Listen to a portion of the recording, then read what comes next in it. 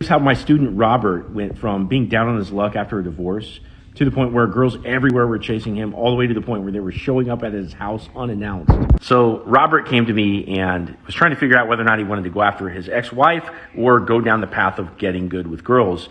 And that was the path that we chose for him. Now, Robert had a lot of good things going for him. For example, he was in shape. He had a really cool job, and he got to socialize a lot at his job. So he did have some basic skills, but he also had some blanks that we had to fill in terms of skills to get him to a place where he could consistently go out with a lot of girls.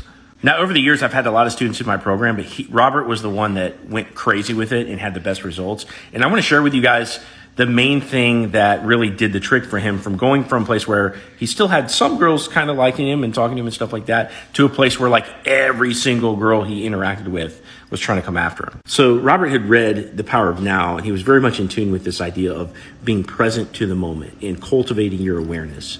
And so when he came to me looking for a coach, like the fact that we were using awareness in dating was super critical for him. And we capitalized on that. His willingness to cultivate awareness in his dating situations. Like, that was the thing that made the difference for him. Let me explain. So for example, one of the dates he was going to go out on was with this girl that had purple hair. He wasn't used to dating like wild and crazy girls. She was kind of inner masculine, and she was a little bit sassy and bossy. And I remember him calling me up on the phone. He's like, hey, about to go out with this girl. Like, should I kind of preemptively be ready for her to start some shit? Like, what should I do? Like, how should I approach this?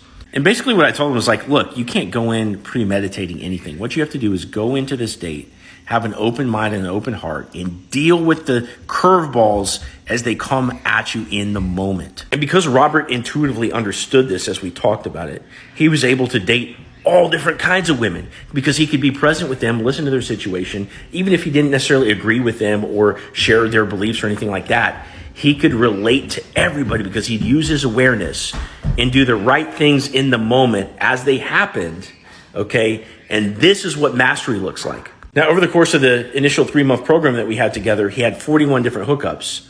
And maybe that's not your cup of tea or anything like that, but after 9 months, he ended up in a relationship with a 10 out of 10 girl, which he had chosen from all the different options that he drummed up. So you can tell just by Robert's story that awareness is one of the key disciplines in dating.